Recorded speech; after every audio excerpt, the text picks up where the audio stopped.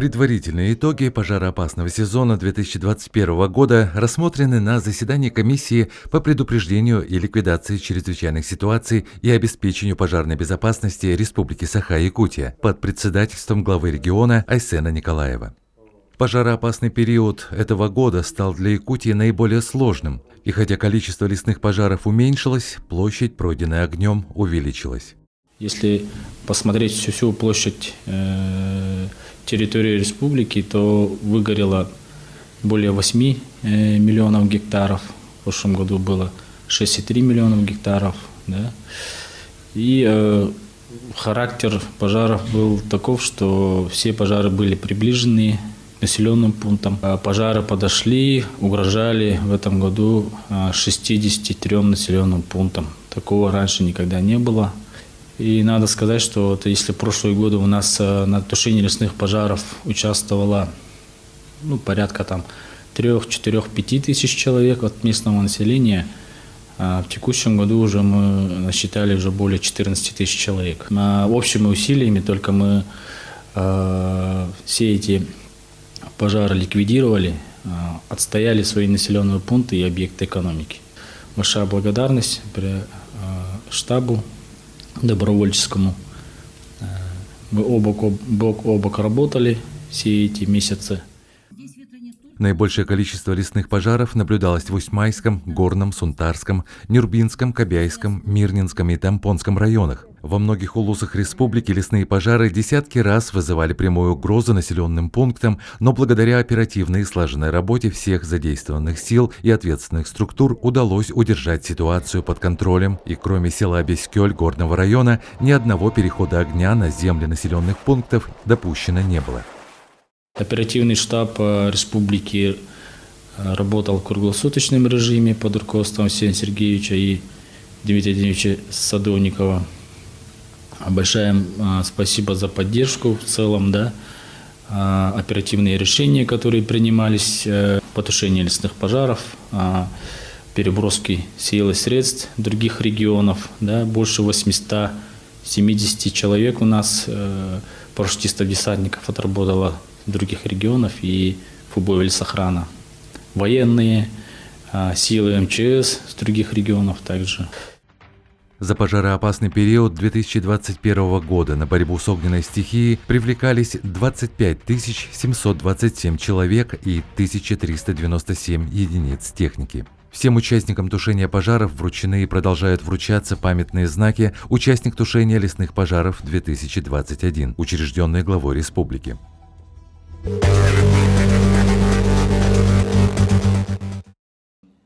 Анализ прошедшего пожароопасного сезона проходит не только у служб, отвечающих за тушение лесных пожаров, но и у надзорных органов по Якутии. Первыми стали ответчиками по распространению лесных пожаров работники лесоохраны. Примерно 10 административных дел точно шло по разным районам. Дела шли по Нюрбинскому, уголовные дела шли, по Чурапче уголовные дела, административные дела шли по Мирному, Сунтарам, Якутскому, почти по всем районам, но в основном, я так поняла, эти дела идут по статье, называется халатность. Халатность – это значит непринятие, опять же, должных мер. В такой обстановке, по условиях повышенной горимости, хоть ты там, все свои силы примени на этом пожаре, ты все равно обстановку под контроль не возьмешь. Без помощи. Никак не возьмешь. А сейчас делать наших работников виноватыми в том, что им не давали штата, им не давали снаряжения, техники. Причем тут они-то? Все лето ребята работали, не покладая рук, ночами и днем. Поэтому тут ситуация, я думаю, что следствие разберется, кто в чем вина и в чем ситуация там вышла, из-за чего вышла ситуация из-под контроля. Думаю, что рядовые сотрудники, рядовые работники, простые работники в данном случае не должны пострадать. Заслуженный лесовод России Саргалана Амосова просит обратить внимание надзорных и следственных органов по Якутии на должностные инструкции и правила оперативных штабов при чрезвычайной ситуации и взять во внимание при ведении следственных мероприятий. Даже там есть такое положение, что если, значит, на пожар прибывает высшее должностное по званию лицо, ну опять же, вот кто он такой прибывает, да? То ли лесных отношений, то ли исполнительной власти субъекта прибывает. После его первого устного распоряжения этот момент считается моментом принятия руководства тушения лесных пожаров на себя. То есть и при этом не тот, который был работник, а это должностное лицо должно сообщить специализированную диспетчерскую службу: я взял руководство на себя. А мы с чем сталкиваемся все это лето? Я неоднократно слышала от работников лесного хозяйства. Тут вот оперштаб приехал, там запретили проводить отжиг, или наоборот сказали отжиг проводить там сегодня, завтра, послезавтра. А следом приехал второй, решили, что будут работать по такому плану. Тут очень четко на будущее все, хоть районных, хоть республиканцев, они должны понимать меру своей ответственности, и они должны сказать: мы прибыли на пожар, мы начали тут командовать, и вот как в правилах написано, их первое устное распоряжение является моментом принятия руководства на себя. Берешь на себя ответственность, то бери до конца эту ответственность. Тогда ты должен сейчас стоять, кто был руководителем оперативного штаба или назначенцем оперативного штаба с республиканского ты приехал. Тогда ты сейчас должен сказать: меня туда отправили, я там был главный, я за все беру ответственность. И не делайте простых рядовых сотрудников лесопожарных формирований крайними.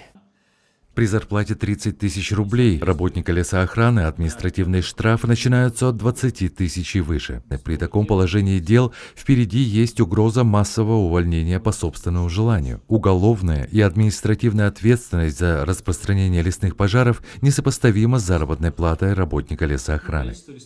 В первую очередь нужно думать не о том, что вот отчитаться где-то, что вы тоже на своем уровне приняли меры реагирования. Мы же все понимаем, почему все эти дела рождаются. Потому что каждый должен показать свою работу, да? Какие-то меры реагирования приняли, оштрафовали столько-то человек, посадили столько, значит, ты молодец, скажем так. А нужно думать о том, кто же у нас на будущий год будет заниматься организацией тушения лесных пожаров. Главой республики встречались, разговаривали, обсуждали наши вопросы, проблемные вопросы обсуждали. И на сегодняшний день мы получили поддержку с его стороны и по добавлению штатных единиц численности, и по ремонту зданий наших сооружений, гаражей, да.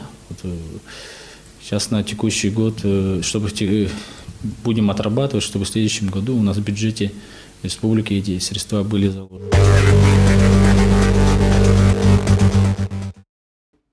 На совещании также был рассмотрен вопрос о защищенности населенных пунктов от лесных пожаров. В настоящее время в 100 населенных пунктах в 22 районах республики не проложены либо не обновлены противопожарные минерализованные полосы и противопожарные разрывы.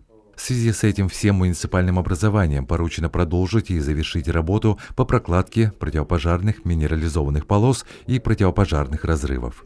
В этой части в качестве положительного примера глава региона привел слаженную работу местной администрации и жителей Наяхинского наслега Усть-Алданского улуса, которые своими силами без привлечения дополнительного финансирования смогли организовать субботник по обустройству минерализованной полосы шириной 100 метров вокруг своего населенного пункта и тем самым укрепить защиту села от угрозы лесных пожаров.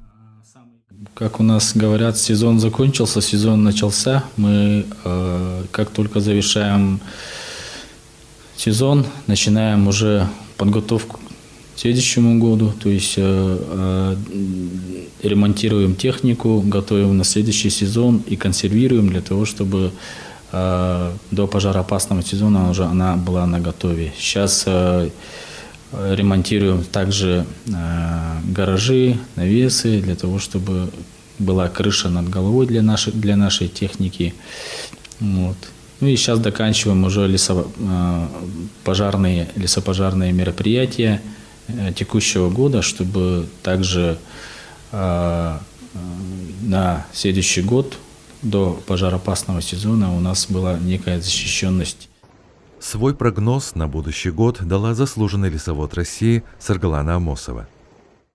Ну, я считаю, что год все равно будет тяжелый. Я уже сказала, что осадков было мало в этом году. И на следующий год, я так думаю, что исходя из цикличности возникновения лесных пожаров, нужно ожидать горимое лето. Если будет горимое лето, то сейчас мы должны незамедлительно все принимать меры. Во-первых, ставится вопрос о увеличении финансирования. Об этом говорили все лето. Есть деньги, значит, будет больше сил и средств, скажем так.